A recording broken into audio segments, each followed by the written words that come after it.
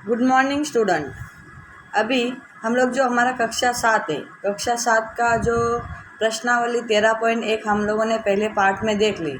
अभी हमारा जो दूसरा पार्ट में 13.2 जो है वो अभी हम लोग सीखने जा रहे हैं। तो बच्चों कि यहाँ पे क्या है कि हमें प्रश्न 1 में बताया गया है कि घातांकों के नियमों का प्रयोग करके सरल करना है और उत्तर को घातांक के रूप में ही लिखना है।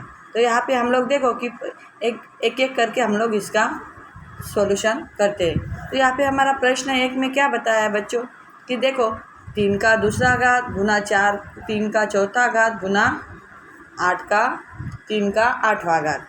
तो देखो कि बच्चों की यहाँ पे एक बात हमें ध्यान रखना है कि अगर घातांक में बदलना हो, घातांक के रूप में क्या होता है कि अगर दी गई संख्या गुना में हो तो उनके घातांकों का जोड़ होता है, और दी गई अगर संख्या भाग में हो तो उनके जो घातांक हो उनका घटाव होता है। तो यहाँ पे हमें देखना है कि देखो कि 3 का दूसरा घात गुना 3 का चौथा घात गुना 3 का 8वां घात। तो यहाँ में स्पष्ट दिख रहा है कि अगर यहाँ पे तीनों जो है वो गुना में है, और गुना में होने के कारण उनके जो घात है उनका क्या हो जाएगा, जोड़ हो जाएगा। यानी हमें स्पष्ट दिखा है कि 3 का दूसरा घात जोड़ चौथा घात जोड़ 8वां घात, यानी 3 के जो ऊपर के 2, 4 और 8 जो घात है उनका क्या हो जाएगा, जोड़ हो जाएगा। यानी 3 का 2 और 4 6, 6 और 8 14, यानी 3 का 14 घात। ऐसे अपना जो जवाब है वो हमें मिल जाएगा। फिर बच्चों दूसरा अपना सवाल है। दूसरे सवाल में देखो 6 का 15 घात भाग 6 का 10वां घात। अभी देखो कि यहाँ पे है भाग दिया हुआ है, और भाग अगर दिया है तो यहाँ के घातांकों का क्या हो जाएगा, घटाव हो जाएगा। यानी 6 ब्रैकेट में क्या आ जाएगा, 15 घटा 10 है ना, 15 में से 10 को घटाया जाएगा तो हमारा 6 का 5वां घात जवाब मिल जाएगा।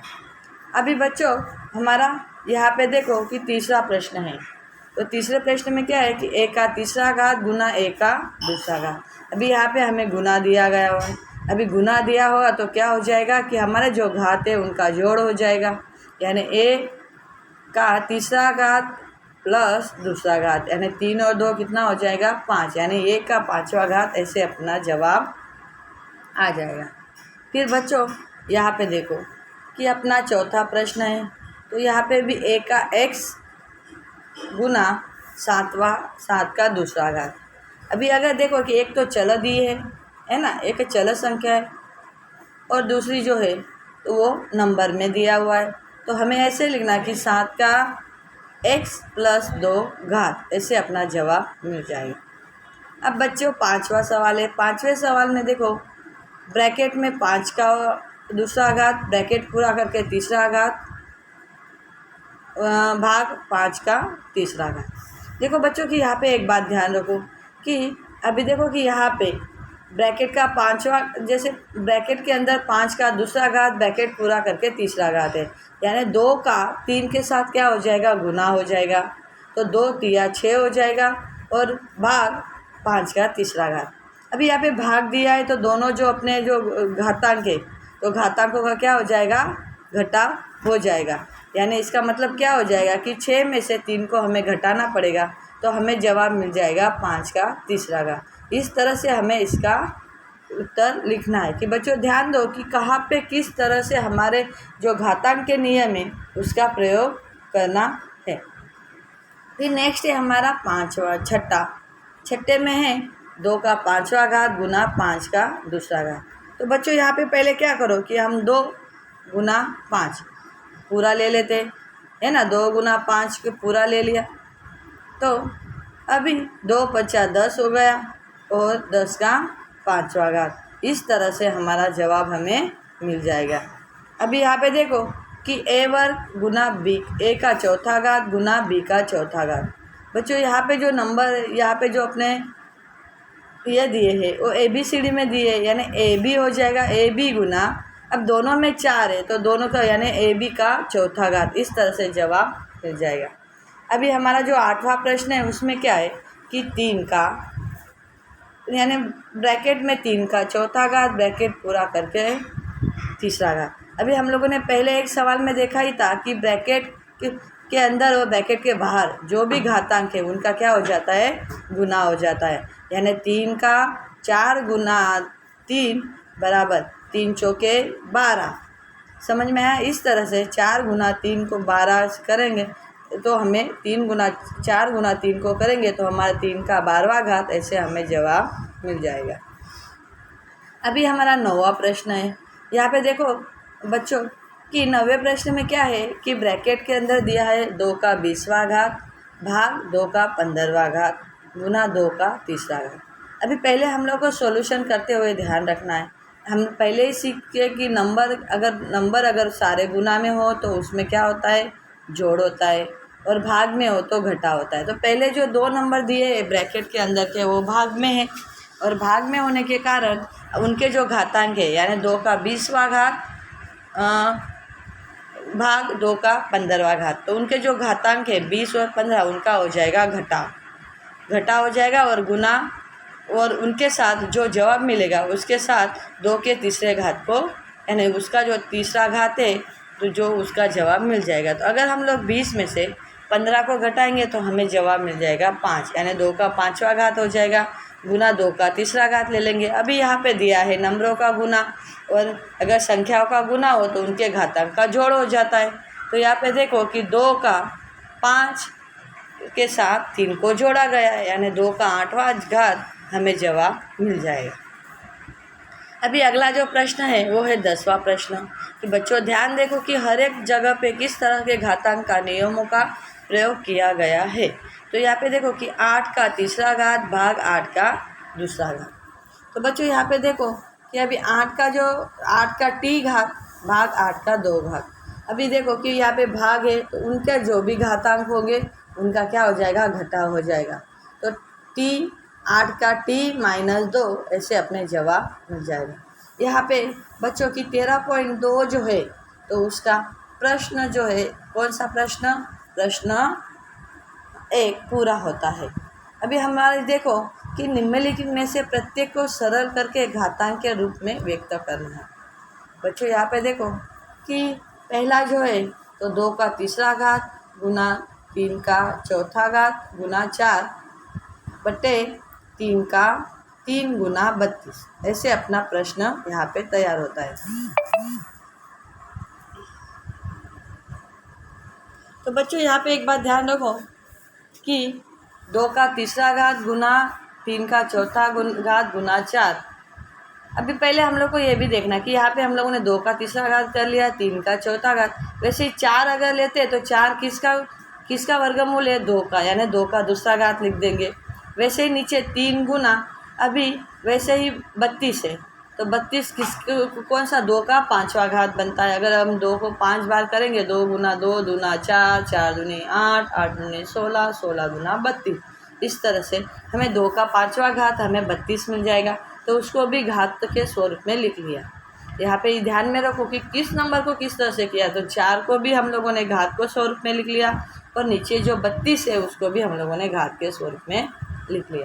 तो यहाँ पे अभी हमें पता चल जाएगा। अभी यहाँ पे देखो बच्चों कि अभी अपने ऊपर वाले जो है गुना है तो 2 जो है तो 2 को साथ में ले लिया, तो 2 के जो 3रा घात है और प्लस 2रा घात है उनको जोड़ कर दिया, और 3 का 4था घात के साथ उसको वैसे ही लिख दिया, और नीचे 3 गुना 2 का 5वां घात वैसे ही लिखा। अब और ऊपर देखें कि 2 और 3 और 2 जो घात को जोड़ा गया तो हमें 2 का 5वां घात मिल गया, प्लस गुना 3 का 4था घात हो गया। अभी जो नीचे है, नीचे हमें भाग में दिया गया है तो हम लोगों को नीचे वाले जो नंबर है अगर भाग दिया हो तो उनके घातांक का घटाव हो जाएगा। तो देखो बच्चों कि यहाँ पे 3 यानी 2 वाले साथ में ले लिए, तो 2 का 5वां घात 2 का 5वां घात। अभी 2 का 5वां घात और 2 का 5वां घात ले लिया तो वो घटाव में हो जाएगा। वैसे ही 3 का 4था घात घटाव 3 का पहला घात, क्योंकि 3 में घात ही नहीं है तो हम लोग उसको 1 गिनना करेंगे। तो यानी 5 में से 5 गया तो 0, और गुना 3 का 3रा घात ले लिए। तो बच्चों यहाँ पे देखो कि कोई भी संख्या जो होती तो उनका 0 घात हो तो उसको 1 ही गिनेंगे, ये यहाँ पे अपने ध्यान रखना है। 0 गिनेंगे तो यहाँ पे देखो कि 1 आ गया गुना 3 का 3रा घात, यानी 3 एकम 3, तो 3 का तीसरा घात हमें जवाब मिल जाएगा। अभी हमारा जो दूसरा प्रश्न है उसके अंदर क्या बताया गया है, देखते कि दूसरे प्रश्न में क्या है कि 5 का दूसरा घात का ब्रैकेट में 5 का दूसरे घात का तीसरा घात गुना 5 का चौथा घात और बड़ा ब्रैकेट यहाँ पे पूरा होता है भाग 5 का सातवां घात। अभी हमें तो अपने नियम पता ही है कि अगर ब्रैकेट के दोनों घात होते तो दोनों घात का गुना हो गया, यानी 3 दूना 6 ले लिया, यानी 5 का छठा घात गुना 5 का चौथा घात भाग 5 का सातवां घात। अभी देखो पहले जो 5 है उनका गुना है तो उनके घातांक का जोड़ हो जाएगा, यानी 6 और 4 इन दोनों को क्या गया है, जोड़ा गया। तो 6 और 4 कितने हो गए, 10 हो गए। अभी 6 और 4 10 हो गए, फिर भाग 5 के 7 को ले लिया। तो देखो कि अगर दोनों नंबरों में भाग दिया गया है, यानी 5 का 10वां घात भाग 5 का 7वां घात, तो हम लोग क्या करेंगे यहाँ पे कि 5 के 10वें घात में से 7 हम लोग घटाएंगे, तो इस घटाने के बाद 5 का तीसरा घात हमें जवाब मिल जाएगा। कि इस तरह से देखो बच्चों कि ये जो हमारे जो मैथ्स के है, ये जो घातांक के जो नियम है वो बहुत ही सरल है, और एक बार अगर हमें नियम पता चल गए तो पूरा अच्छी तरह से हमारे घात और घातांक जो चैप्टर है वो बहुत अच्छे से समझ में आ जाएगा। अभी हमारा जो तीसरा प्रश्न है वो है 25 का चौथा घात गुना 5 का तीसरा घात। तो बच्चों अभी यहाँ पे हम लोग को ये बात देखनी है कि अभी 25 है तो 25 किसका वर्गमूल है, तो हमें पता है 25 5 का वर्गमूल है, यानी 5 को 5 गुना 5 करते हैं तो हमें 25 मिलता है। तो 5 गुना 5 का यहाँ पे चौथा घात ले लिया है और फिर आ गया 5 का, फिर भाग करके 5 का तीसरा घात ले लिया। अभी वही हो गया कि 5 का वर्ग, अभी यहाँ पे हम लोगों ने 5 के वर्ग का चौथा घात, 5 के वर्ग का चौथा घात भाग, तो क्या हो गया 5 के तो 4 दूनी 8, यानी 5 का 8वां घात बन जाएगा वहाँ पे, और 5 का 8वां घात बनने के बाद भाग 5 का तीसरा घात ले लिया। अभी अगर दोनों नंबर भाग में है तो हमें जो घातांक है उसका क्या करना पड़ेगा, घटाव करना पड़ेगा, यानी 5 का 8 और 3 का क्या करना पड़ेगा, घटाव करना पड़ेगा। अभी 8 में से अगर 3 को घटाया गया तो हमें जवाब मिल जाएगा 5 का 5वां घात। हमें एक छठा प्रश्न है 3 गुना 7 का दूसरा घात गुना 11 का 8वां घात। अभी बच्चों और नीचे है 21 गुना 11 का तीसरा घात।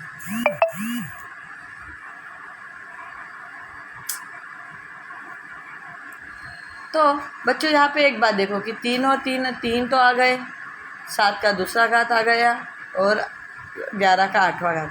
अभी नीचे है 21, तो 21 के हम लोगों ने क्या किया कि 21 का हम लोगों ने उसके ये लिखे कि 21 को तो उसके फोड़ किए कि 21 को इस तरह से लिखा कि 7 गुना 3 हमें जवाब मिला, 7 दिया 21, इस तरह से उसका सरलतम रूप दे दिया गुना 11 का तीसरा भाग।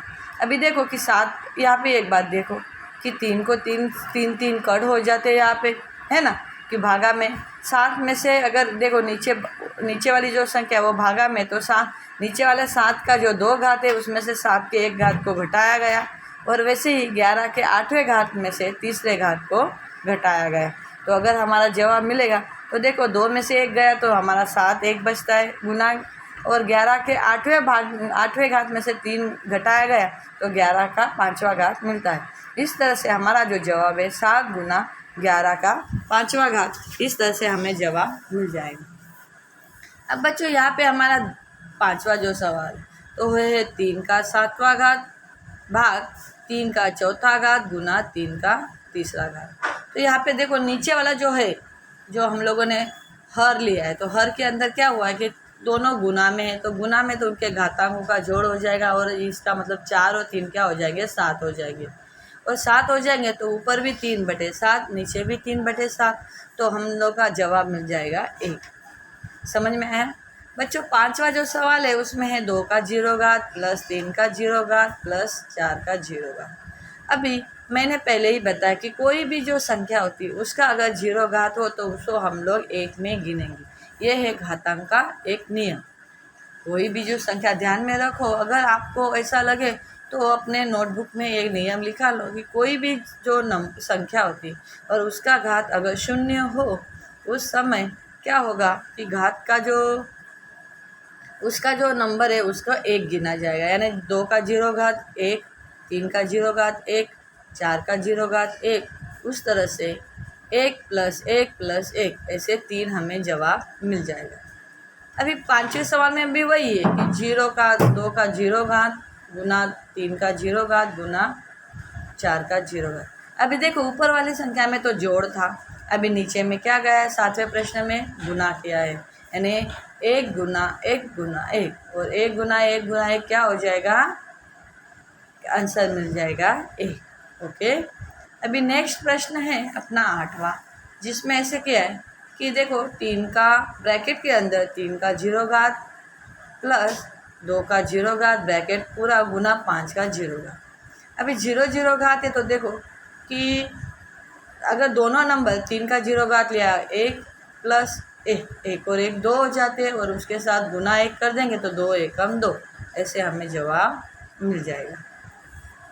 अभी बच्चों कि यहाँ पे है 2 का 8वां घात गुना 1 का 5वां घात और नीचे 4 का 3रा घात गुना 1 का 3रा घात, ये हमें यहाँ पे मिला हुआ।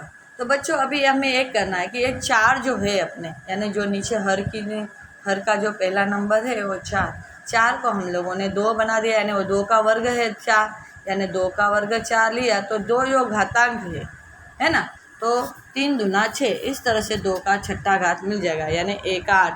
2 हमारा प्रश्न कैसे तैयार हो जाएगा कि 2 का 8वां घात गुना 1 का 5वां घात, तो नीचे हो जाएगा कि नीचे वाले जो 4 थे तो उनको 2 का वर्ग बना के 3 के साथ वो जो अपना घातांक है 2 और 3 उसको गिना किया, यानी 2 का 6ठा घात मिल गया गुना 1 का 3रा घात। फिर हम लोग हमारा जो घातांक का नियम यूज़ करेंगे, तो 2 के 2 2 वाले ले लिए, 2 का 8वां घात में से 8 में से 6 घटाएंगे और 1 को 5 में से 3 घटाएंगे। समझ में आया, यानी 2 को 8 में से 6 घटाएंगे तो 2 जवाब मिल जाएगा और 1 का 2रा घात हमें जवाब मिल जाएगा। अब है हमारा 10वां प्रश्न। बच्चों 10वें प्रश्न के अंदर क्या किया है कि 1 के 5वां घात और 1 का 5वां घात बटे 1 का 3रा घात गुना 1 का 8वां घात, ऐसे अपना जवाब होना। अभी देखो जो अपने गुना वाले साथ में ले लिए, यानी 5 और 8 का जोड़ हो गया जो 13 मिल गया। 13 मिलने के बाद फिर 1 का 3रा घात जो है जो हमें बटे में है, तो हम लोगों ने क्या किया कि 13 में से 3 को घटा दिया, तो हमारा जवाब मिल जाएगा 1 का 10वां घात। अभी हमारा जो 11वां प्रश्न के अंदर क्या है कि 4 का 5वां घात गुना 1 का 8वां घात b का 3रा घात, वैसे ही 4 का 5वां घात गुना 1 का 5वां घात b का। तो हम लोगों ने सारे नंबर को अगर यहाँ पे तो देखिए कि यहाँ पे पहले ऑलरेडी हम लोगों को यहाँ पे भाग दिया है, तो सारे जो एक समान नंबर है उनके घातांकों का घटाव हो जाएगा, यानी 4 को 5 में से 5 गया तो 4 0 हो गया। 1 को ले लिया 1 का 5वां घात और नीचे 8वां घात और नीचे वाला 5वां घात, यानी 8 में से 5 गए तो 3 आ गए। b का क्या आ जाएगा, b के भी वही लिया कि 3 में से 2 घात अपने 3 में से 2 घात अपने ले लिए, तो 3 में से 2 घात लेने से क्या हो जाएगा, जवाब मिल जाएगा 1, यानी b का 1 घात, यानी 4 का 0 घात गुना 1 का 3रा घात b का 1 घात। इस तरह से अपना आंसर मिलता जाएगा। फिर उसके नीचे अगर हम निकालेंगे तो अभी अगर 4 का 0 घात है तो 0 घात हो, तो मैंने पहले ही सीखा है कि 0 घात हो वो नंबर 1 बन जाता है, तो 1 होने की वजह से अगर 1 का 3रा घात और b का पहले घात से 1 को गुना करेंगे तो हमारा जवाब में हमें 1 का 3रा घात b का 1 घात ऐसे जवाब मिल जाएगा। बच्चों 12वें प्रश्न के अंदर तो अपना सीधा सीधा दिया गया कि 1 का 3रा घात 2 का 3रा घात गुना 2 ब्रैकेट पूरा उसका 2रा घात। तो हमें देखो कि अंदर के जो गुना में संख्या है तो उसके घातांकों को जोड़ करेंगे, यानी 3 + 1, यानी 3 और 1 4 हो गया। अभी यानी 2 का 4था घात ब्रैकेट पूरा 2रा घात और 4 और 2 का क्या हो जाएगा, गुना हो जाएगा, यानी 8 हो जाएगा, यानी 2 का 8वां घात। इस तरह से हमें जवाब मिल जाएगा। अब बच्चों कि निम्नलिखित कथन सत्य है या यह असत्य है, अपने उत्तर का कारण भी दीजिए। हो गया 10 गुना 10 का 11वां घात। तो बच्चों यहाँ पे देखो कि 10 गुना 10 का 11वां घात गुना 100 का 11वां घात। बच्चों कि यहाँ पे हम लोग क्या करेंगे अभी कि यहाँ पे क्या करना है कि 2 का तीसरा घात को यहाँ पे हमें लिखना है कि देखो 10 गुना 10 का 11वां घात। उपयुक्त कथन असत्य है। क्यों सत्य है? क्योंकि आधार समान है, परंतु उनके जो भी है कि देखो 10 गुना 10 गुना यानी अगर हम लोग यहाँ पे आधार का गुना हुआ है और गुना होने से उनका घातांक का जोड़ हो जाएगा और जोड़ होने की वजह से 10 का 12वां घात हो जाएगा, जो कि 10 बराबर 100 100 बराबर 11 ये बराबर नहीं है। इसीलिए ये जो कथन है वो असत्य है। फिर उसके बाद नीचे वाला जो भाग देखते हैं कि 2 का तीसरा घात बड़ा है 5 के दूसरे घात से। तो देखो पहले हम लोग क्या करते हैं कि 2 के तीसरे घात यानी 2 गुना 2 गुना 2। तो देखो 2 दूनी 4 4 दूनी 8, ऐसे अपना जवाब मिल जाएगा। और 5 को गुना दिया तो 5 और 5 गुना 5 25 जवाब मिल जाएगा। तो यहाँ पे 25 क्या है? बड़ा है और 8 छोटा है। तो ये विधान क्या है? असत्य है। तो हमें दिखाया गया है कि 5 का दूसरा घात बड़ा है 2 के तीसरे घात से, इसीलिए ये विधान असत्य है, ये कथन असत्य है। अभी हमारा तीसरा सवाल है। अभी तीसरे सवाल के अंदर क्या किया है बच्चों कि 3 का दूसरा घात गुना 2 का तीसरा घात गुना 3 का दूसरा घात बराबर 6 का 5वां घात है। तो ये विधान हमें देखना है।